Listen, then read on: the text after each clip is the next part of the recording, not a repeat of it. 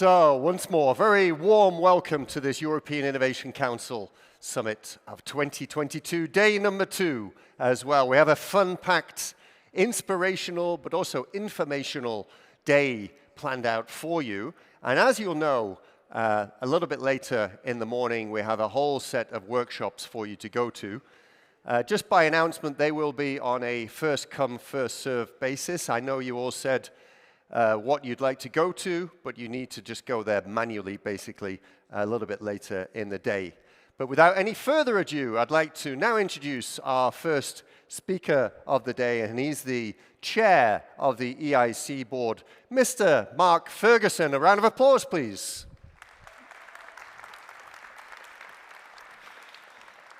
So, good morning, everyone, and welcome to day 2. So when I talk about the European Innovation Council, I'm often reminded of a quotation from Lewis Carroll. And that quotation goes, "This is the first line of the opening verse of the first chapter of the Book of Endless Possibilities." And I think that really summarizes the EIC. We've just started, and it is a book of endless possibilities. So what I want to do in this very brief overview is just to tell you a few things about what the board have been doing for the past year and about our vision for going forward. So as you know, this day, the second day of the conference, is different from the first day, and it's different from anything that we've done before, because it's for the EIC community. It's for the people in Pathfinder and Transition, in the Accelerator program, and it's about the network of investors and business acceleration services. So this is your day. This is your day to network and to have the breakout sessions. It's not an open session as it was yesterday. And that idea that came from the communications group in the board, chaired by Bart Becks, that you saw yesterday, and I hope that you like this. If you don't, tell us. If you do, tell us, because we can look at it in a subsequent year. So the EIC board, which I'm privileged to lead, is a group of really fantastic people, very diverse, 10 men, 10 women, more than 20 nationalities. That's because many of us have more than one nationality. And we've met about 5 times in the last year. And the board is there to advise the Commission, to help the executive agency in implementing the programs, and really to try and provide support for the agency and for the EIC. We've met many times, 5 times in the last year. There are a number of working groups, and it's a very active group. So what's the really key message I want to give you? So the key message is that in the last year, we did a foundational piece of work where we essentially asked, what are the really important strategic aims for the European Innovation Council? And we published those strategic aims and the key performance indicators that go with them in July of this year, and you'll see them in the impact report that was published yesterday. So very briefly, I want to tell you what those are and to emphasize their importance. So the first aim is to be the investor of choice for those with visionary ideas. We want to be the place where the very best people on the continent of Europe come with their deep tech ideas to look for investment. And that's important. That means that we need to perform well. It means that we need to be attractive. But the EIC is for entrepreneurs. It's not for bureaucrats. It's not for vested interests. It's for entrepreneurs. So the second strategic aim is to leverage the EIC fund to crowd in at least 3 to 5 times as much investment as we make. And this is a very important aim. The budget of the European Innovation Council is 10 billion euros. If we succeed in crowding in a further 50 billion euros, that means there's 60 billion euros. And that's only less than 50% of the gap between Europe and the United States. So 10 billion sounds like a lot of money. It is a lot of money. But it's not 200 billion, which is the size of the gap. So crowding in is very important for European strategic reasons. It's also very important for the companies. The private investors that come into the companies will be those people who then grow with you and further invest. The role of the EIC is to catalyze those investors to come in, to really get you to start and scale. But the journey will be taken by the private sector investors. So that's important. It's important for the companies, it's important strategically for Europe, and it's a hallmark of partnership, which I'll come back to in a few moments. So crowding in is important. How are we doing? At the moment, it's 2.6 euros of private sector money for every 1 euro of the European Commission money. So it's not quite at 3 yet, close, but not there. It's not at 5. If we get to 3, that's about the world average. If we get 5, that's about best in the world. That's where we want to be. So the third objective is to pull through technologies that are really important for society. Addressing climate change, looking at quantum, looking at food security, at all of the problems that are universal in today's world. And if you look at the impact report, you will see companies and projects that we have backed that essentially address those societal challenges. And that's important. And in the Pathfinder program, there's a challenge element. There's more than 500 million euros in the challenge component for companies. There's 750 million in total, but there's 500 million for SMEs, really to address these societal challenges. So we're putting our money where our mouth is. These societal challenges are important. They're a way to solve problems for the planet. They're a way to create employment. They're a way to make money. And we are catalyzing how they work. And then the fourth aim is to increase the number of European unicorns and centaurs. So that's the aim of really scaling up companies. It's no good just to start up companies. You heard Herman say yesterday, Europe has the same number of startups as the United States, but we really fall behind in scaling. So we need to scale these to be really meaningful companies that create employment, that create wealth, that pay tax, that employ people, all of those good things. And if those companies are also addressing societal challenges, then that's fantastic. You know, you are addressing things like climate change, food security, you're making money, you're providing employment. It doesn't get much better than that. So how are we doing? Well, there are currently 12 unicorn companies and over 100 centaurs within the portfolio. Those numbers vary because, of course, the valuations of companies fluctuate in today's climate. But we're on the right track, and you'll hear from the CEOs of 2 of the Centaur companies in the interview, which Anita will do immediately after my talk. So the fifth of the six aims of the EIC is to really catalyze innovation impacts across Europe by building partnerships and drawing on the best ideas. So partnerships is really important for the EIC. I talked about crowding in investment from the private sector. That's a form of partnership. But from the beginning, we've worked with the European Research Council to pull through really visionary research projects, with the European Institute of Innovation and Technology, the EIT, again to pull things through. We've worked with the European Investment Bank to help with the investments and also to provide finance at the later stages for scaling.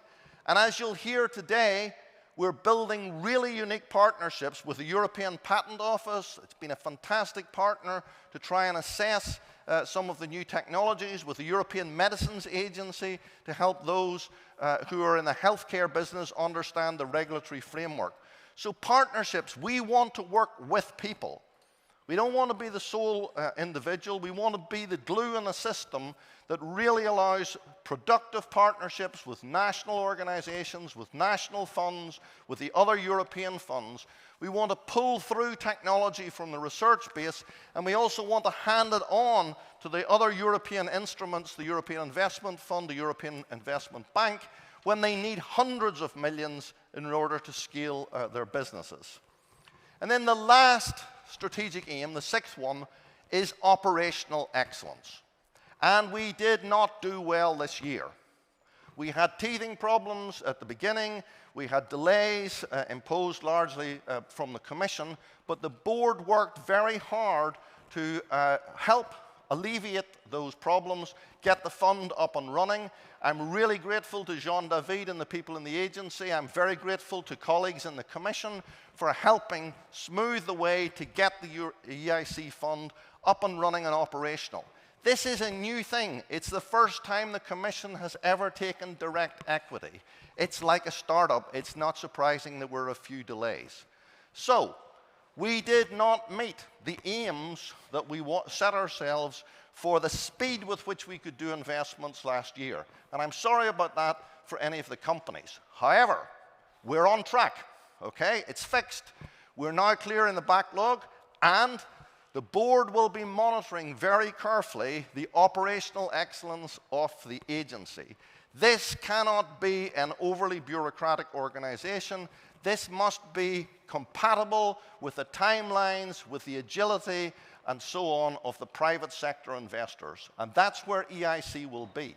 We will be an agile, we will be thorough, we will be visionary, we will be quick, and we will be competitive. So the success rates with the EIC are low. They're single-digit percentages. So those of you who've been successful, it means that you've basically come through a very rigorous selection process. This is important. We want to find the best companies, the best research projects, and help them scale.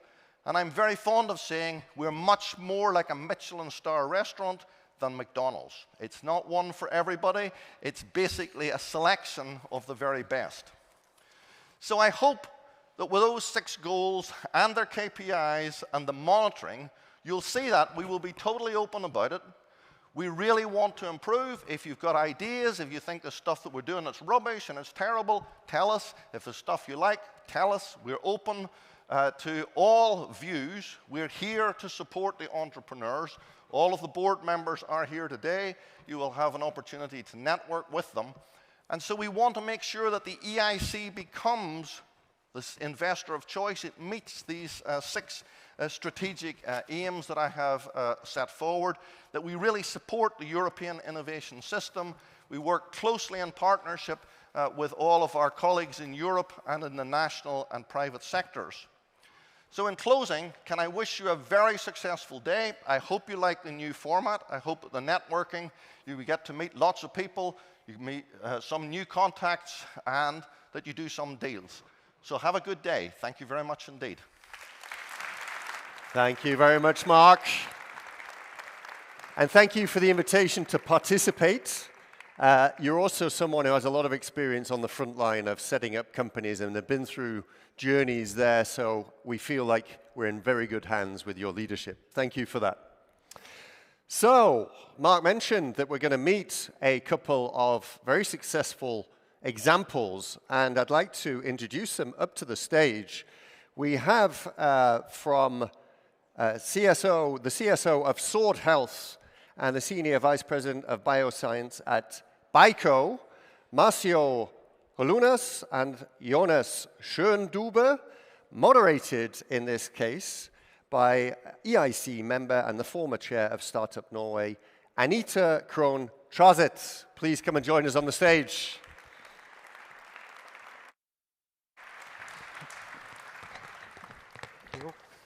Thank you. Okay, so in 2013, there was this female venture capitalist who were really excited about those new companies coming up, and they're being valued over $1 billion. And they were quite mythical, they were quite rare, and quite hard to understand. And ever since that, she named those companies for unicorns. So ever since 2013, this is the story behind the name unicorns. And CB Insights said that all over the world, this was June 2022, there's only 1,170 unicorns in the world. And as my colleague Mark just said, at EIC, we have supported 12 of them. And this is how 2 unicorns look like. So this is Jonas from Germany, and this is Márcio from Portugal. And we're going to start with you, Márcio, because in 2015, you founded Sword Health with a mission. You want to free the world from pain. Yeah. Okay. I think you got our ears now. Okay. So we're going to have 10 minutes where Márcio is going to explain to you what kind of a company Sword Health is. Then we're going to meet Jonas, who's going to explain and talk about BICO. And then we're going to have a conversations. So what are the lessons learned? And what will be your focus for the next year? And also, is there any advice that you can give other companies so that they also can reach a unicorn status? And to be very clear, a unicorn is much more than a market value, right? Correct. So Márcio, please take the stage. Okay. Thank you, Anita. Hi, everyone. Good morning. I'm very happy to be here telling more about what we are doing, what SWORD is, and what are our mission. As Anita mentioned, our mission is to free the people from pain. So this is our mission. As a founder and CSO, I'm passionate every day to work on this mission, and I will tell you a little more about SWORD, and hopefully at the end of this session we will know more about this. So let's start with one question for the audience. So please raise your hands. How many of you had to have some kind of physiotherapy or even help one of our relatives to in the process of recovery? So I'm seeing a lot of people raising hands. So this is a big human problem. So did you know, for example, that 2 billion people right now are suffering from pain? Or, for example, did you know that right now we are spending more money in MSK conditions than, for example, cancer and mental health combined? Did you know also that 60% of the new users that are taking opioids, they are starting because they have pain? So what would be the solution for that? We know that physical therapy works.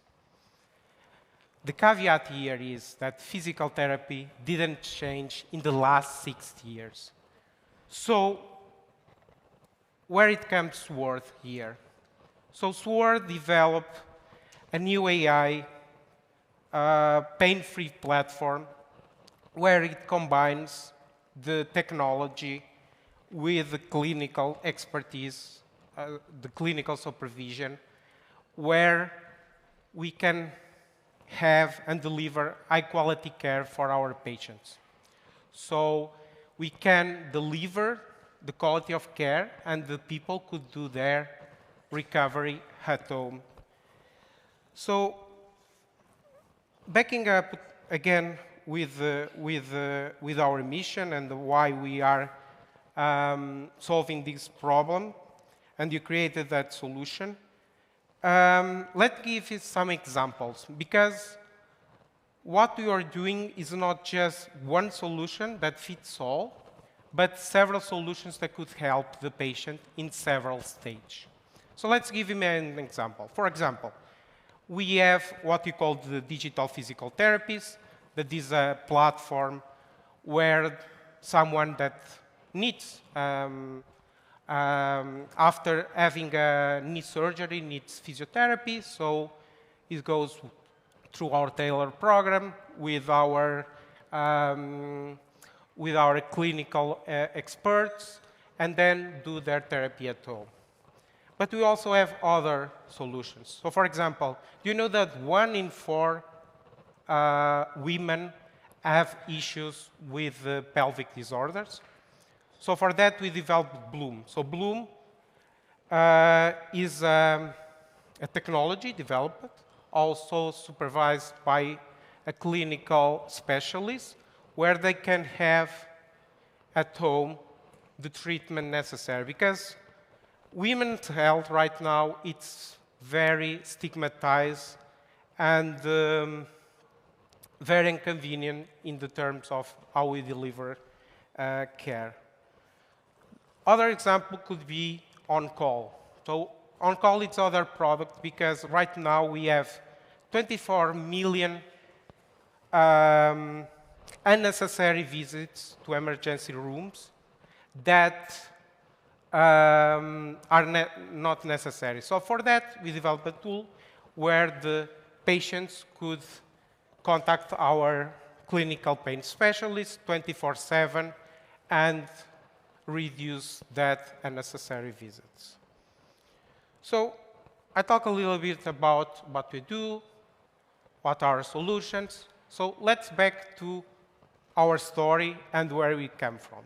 So this all starts in 1994, when one of my co-founders' brothers unfortunately suffered a car accident, and my co-founder witnessed what are the difficult for someone to recover.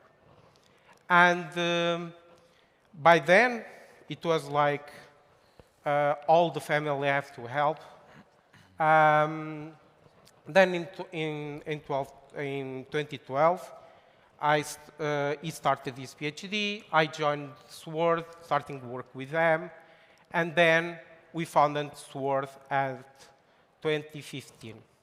There was a time when we had the grant from the SME instrument for the European Commission that helped us a lot, and we were awarded as one of the most innovative companies of the world. That was very important for us because we were an early stage startup. In 2016, we had the first patient at home. 2018, we had the first clinical trial that proved that we could deliver, not only deliver home patient care, but also that our solution, compared with the traditional physiotherapy, had better outcomes. So moving the story, 2019, we had the Series A, led by our first investor in the US.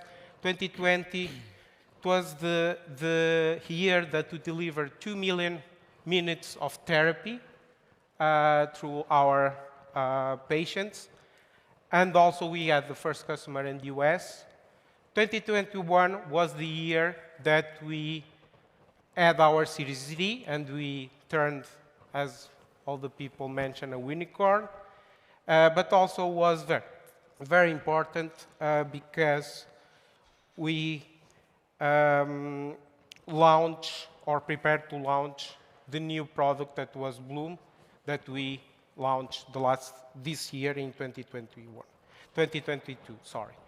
So just to give some numbers, right now at the moment, we gave around 11 million minutes of therapy.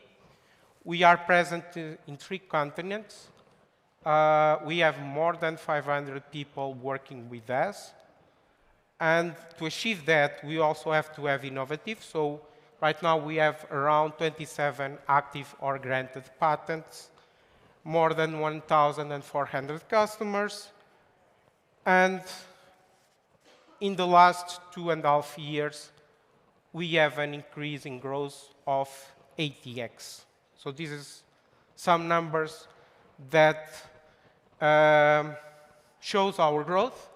But in the end, the importance is what we are doing and why we are doing. And I'm pleased to share the Marcelo story. So I would please ask for help to play the video to tell you the story of Marcelo.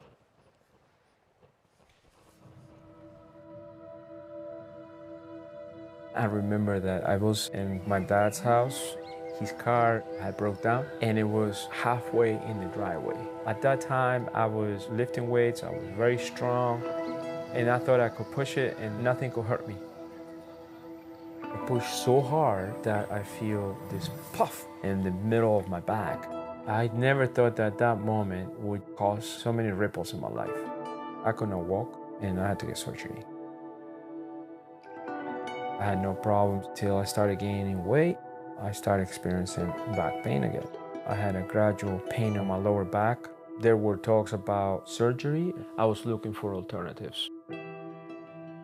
The digital therapist was key to this. You avoid the surgery and everything that comes with it, but you also learn how to take care of yourself for future problems. It was never like extremely hard that I just wanted to quit like I did in the past because it hurt. It was just extremely hard and I feel embarrassed about it. But the digital therapist was awesome. 10 weeks into the program, my back pain just completely dissolved. Discipline begets discipline. So when I start getting the discipline to do these exercises that only take half an hour, then I had more discipline to do my other exercises that I wanted to do. It's like complete freedom of something that has been terrorizing you 24 hours a day. I remember when I started swimming, I did 15 minutes and I was amazed that I could even do that much. The next week, I was able to do 30 minutes and then 2 hours straight. I said, let's see how much more I can do. It helped me find my path to stay away from obesity and it also helped me get to how I wanted to be. My wife thinks that's just an amazing feat to do. But ultimately, it helped me find my path as a father so they have a good role model. Because being able to move, it's a blessing.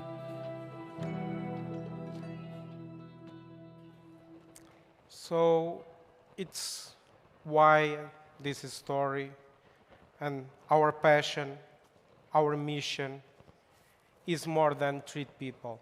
It's giving life to people like we are doing to Marcelo. So thank you all.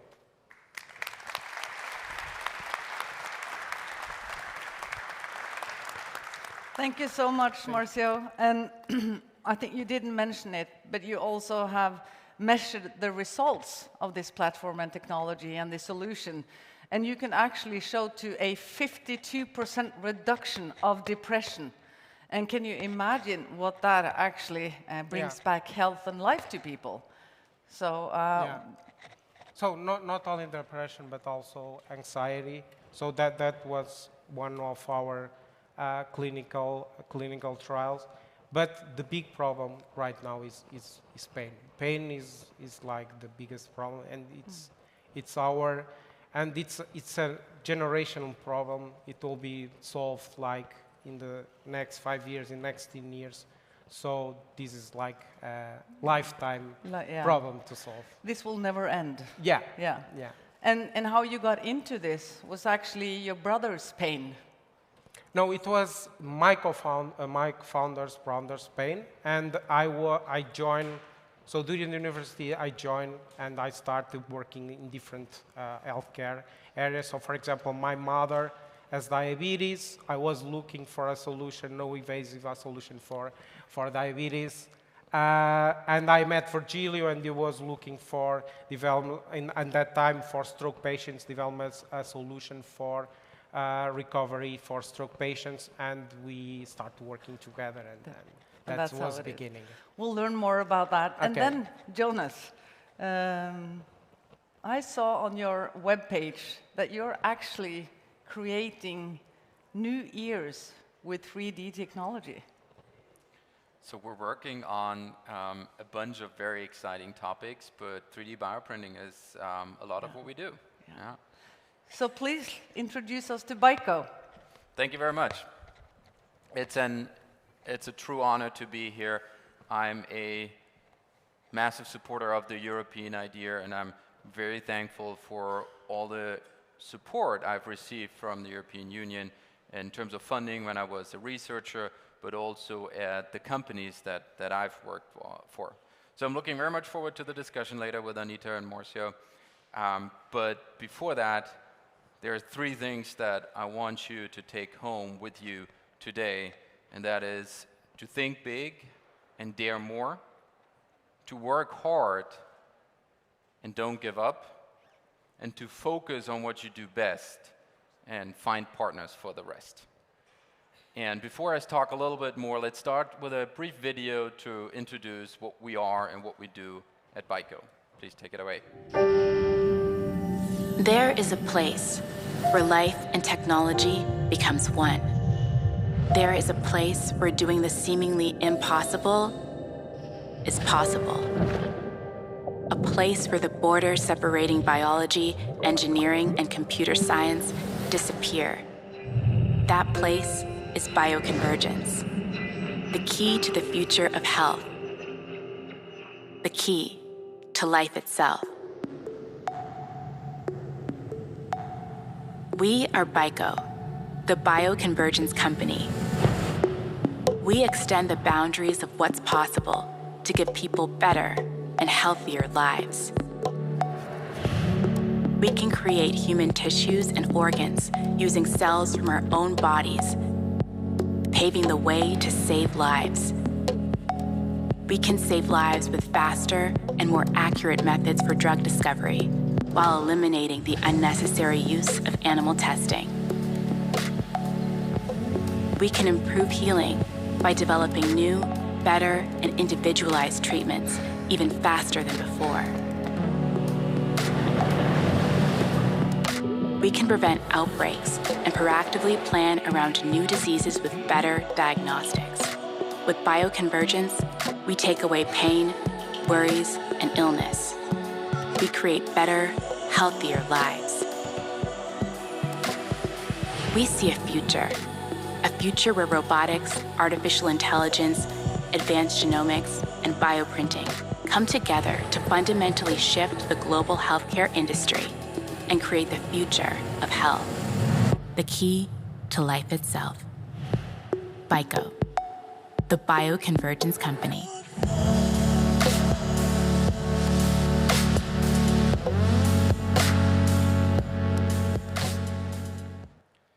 So, thank you. Thank you. Thank you. BICO was started 6 years ago under the name of CellLink and has the vision to enable the future of life-saving treatments. New drugs and new treatments are too costly to develop and take too long to develop. Developing a new drug is very risky. 9 out of 10 drug candidates fail. It can take up to 12 years or more and cost up to 2 or more billion euros to develop a new drug. That's too much. That is too long. Well, if you look at organ replacement as a form of treatment, the supply is extremely limited.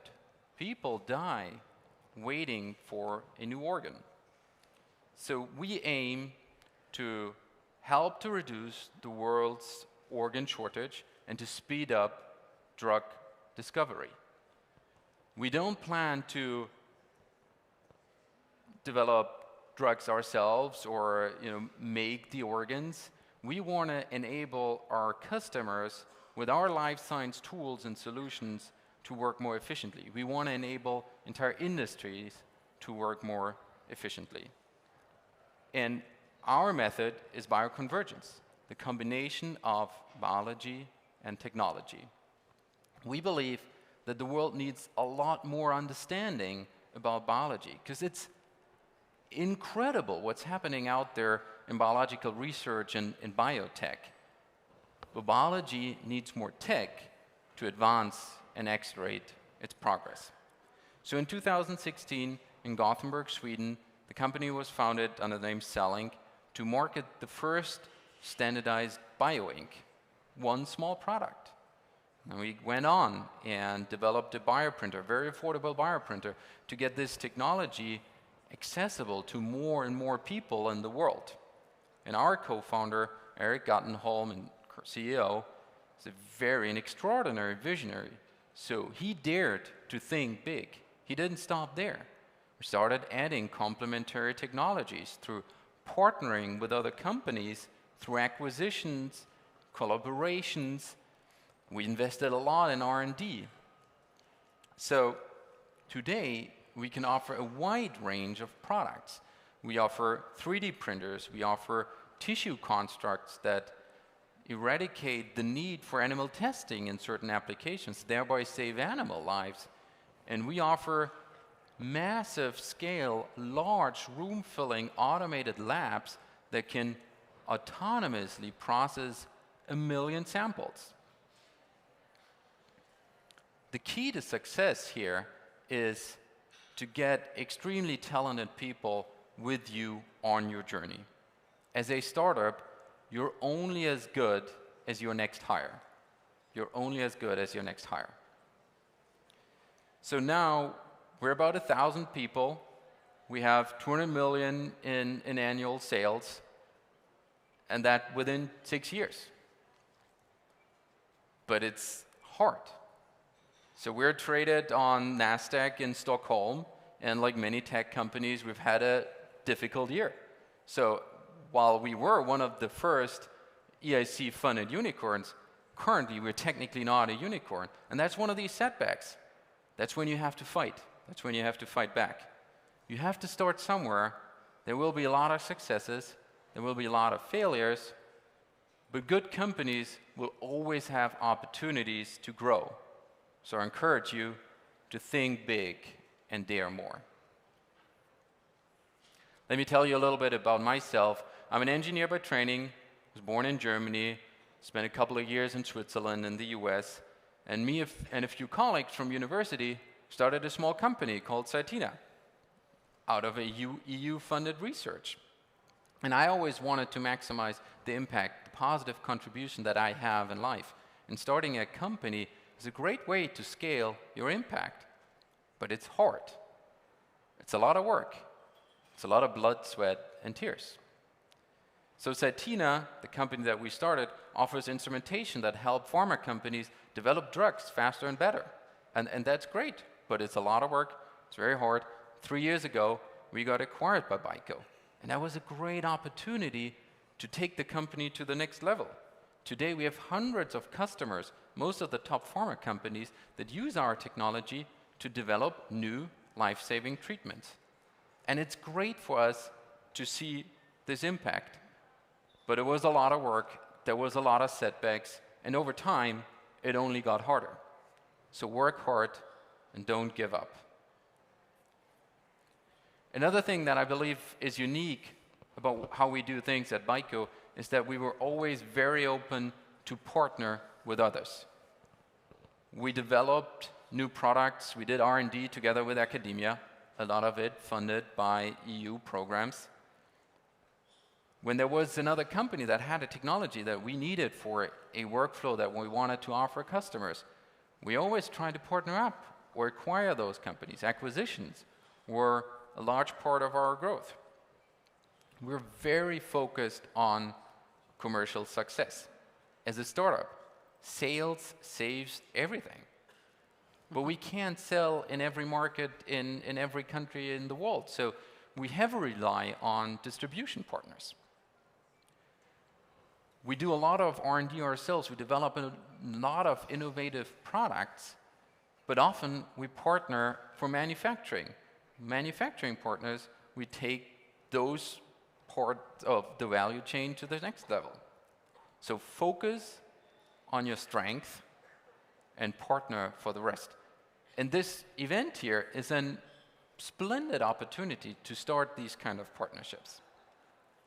So in summary, think big and dare more, work hard for your goals and don't give up, and focus on what you do best, and leverage partners for the rest. Thank you very much.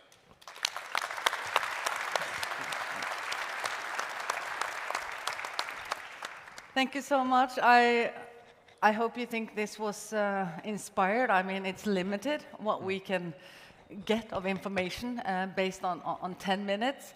But I have one question at least. And both of you have chosen to work in the health industry. And health is you know, it's key for EU. It's key, I would say, for every country. So why did you choose to work with health tech? Was it by coincidence, or was it strategically, this is where I want to work, or how did you end up here?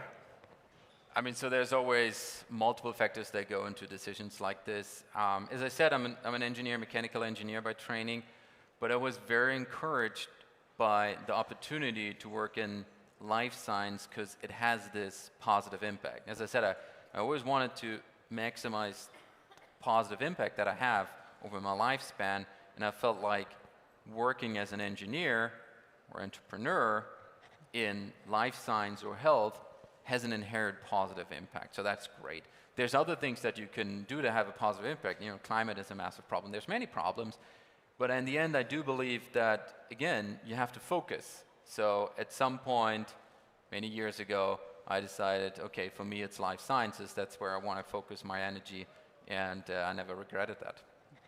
And you, Márcio? So it was basically the same. In my case, there were like two big areas that I think we need to invest more in order to have a big human impact.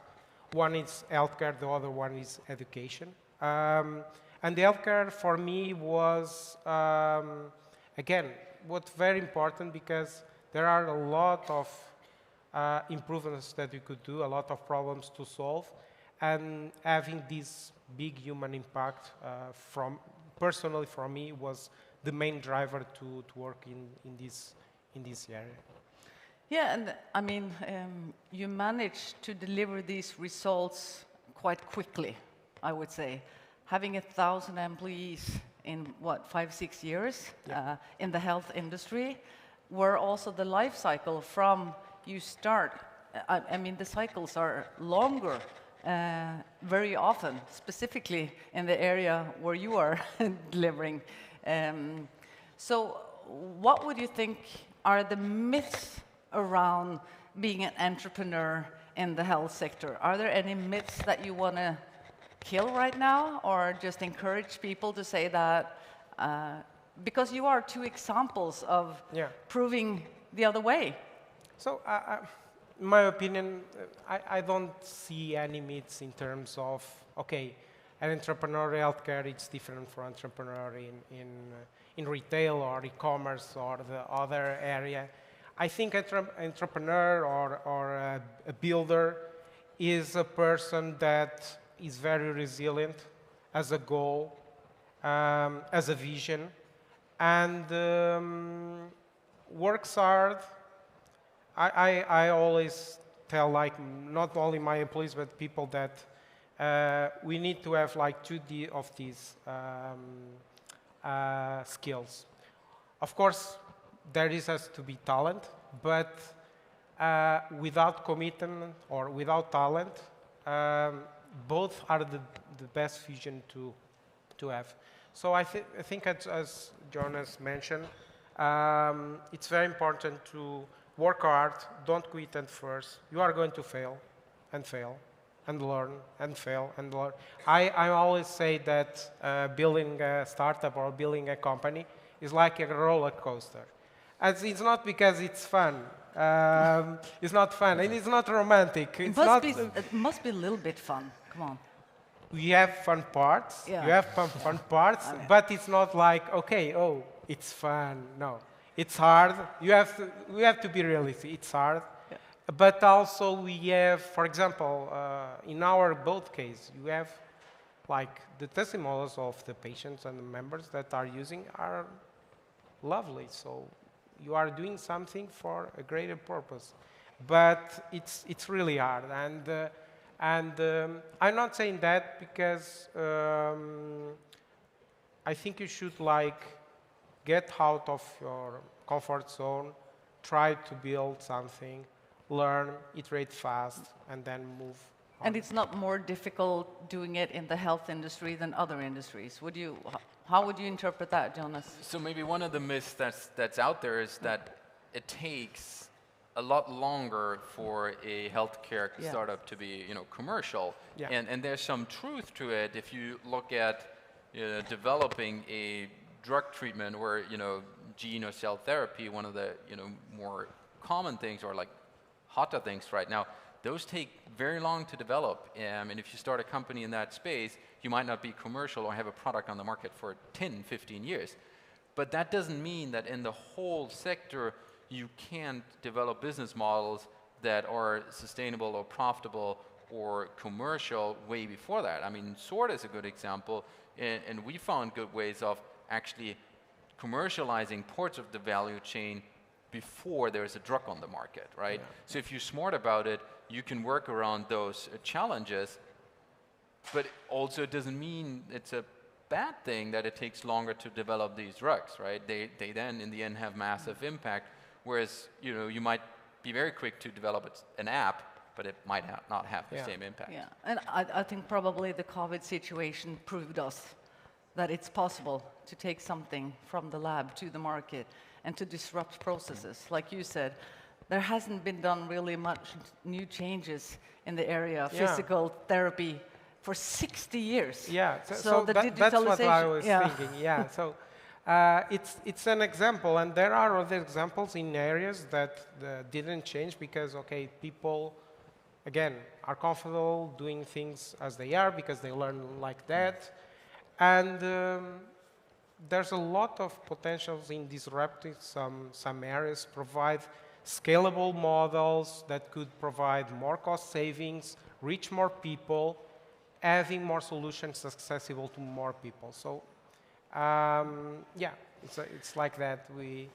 We have to think outside the box and work between the investors, the research institutions, the clinical research, and try to work and find new solutions. So there's another thing I want to discuss with you, because there's, I don't know, in Portugal or Germany, but at least in my country, Norway, there's still a lot of perception that, oh, working with EU, EIC, it's bureaucratic, it's heavy processes. Do they really have the tools that we can need? Should I spend valuable startup time filling in an application? Do they have relevant programs? And as I understand, you are two perfect examples of giving us some feedback. Of course, EIC is also a startup in Brussels, in EU, and like our chair just told us, Mark Ferguson, is that we're not by far any perfect vehicle, but we're doing whatever we can to be here for you, for the entrepreneurs. So if you could elaborate a little bit about the importance of these programs, and how can you motivate other entrepreneurs listening to say that, well, go ahead, it's a lot of competence and funding you can actually reach. So for us, it has worked really, really well. Of course, becoming more efficient, getting these processes easier and streamlined, and there's still a lot to do. But what I think, and where I think Europe is strong, is particularly these programs. If you compare it to the US, like Mark did, there's a lot more VC funding there. You can do larger rounds in the US, and that's okay. But where Germany or Europe is strong is this combination with public money and private money. So I encourage every entrepreneur that is here trying to build a company in Europe is leverage these unique opportunities that we have here and leverage it to the best that you can. So don't just try to develop a product that fits into a program of the EU. Be very specific. Only what you need, only if it's a great fit to what you're doing. But if that's the case and that's given, leverage this, and we've had a very good experience with that. Yeah, for us, what was crucial, because we were at a very, very early stage and at that time, and the EU program helped us develop our product, help us with the first clinical trial. So it gave us the push that we need to have the visibility for the world, and in the following years, starting entering in the market. So that was very crucial for us, for our growth, and we definitely are grateful for all the support. And in terms of the process, okay, there's a lot of improvements that you could do, but I think there's also a lot of programs that are much more bureaucratic than this process. So I think it's very important. In our case, it was very important in our early stage, and yeah. So I would suggest everyone that is working in the different areas to apply to these programs and build their companies with their support. Yeah, and we talked a little bit, we had a little coffee chat over here in the beginning, and I'm thinking, you know, is there something that recognizes a unicorn? Because you're very few. It's very few unicorns, right? It's still a little bit myths, and we're trying to find the kind of formula, and I don't think that exists. But one thing is that you are not afraid of talking about. So one thing is that you present your successes, but you're also very eager to communicate, okay, so this was the situation I was always giving up, but I didn't. All the obstacles that you meet are not different from your side and other side, but it's your growth mindset. It's like you said, yes, it's difficult, but you don't give up. And you also said that in your speech. So could you give us an example, Jonas, of a situation where you as an entrepreneur or working in this company, or where you thought, I'm so done, I want to give up, and what did you do not to give up?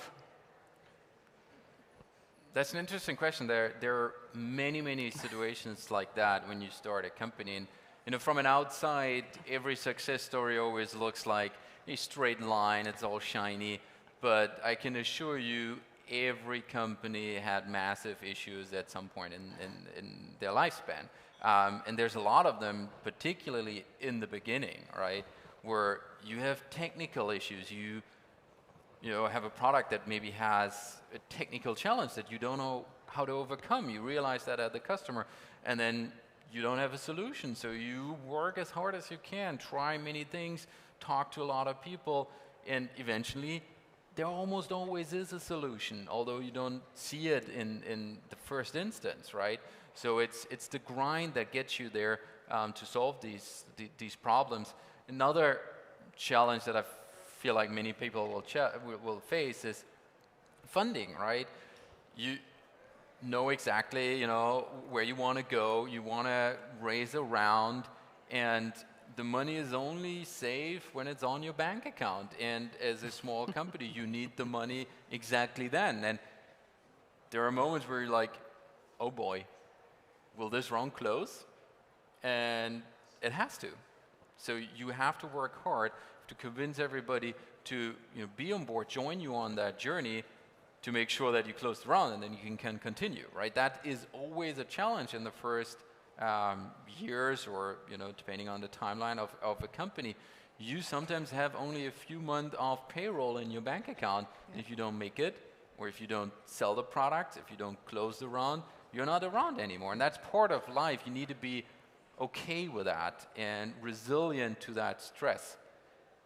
There's almost always a solution or an opportunity for a good company. Yeah, and maybe unicorns are a little bit more resilient to stress than others.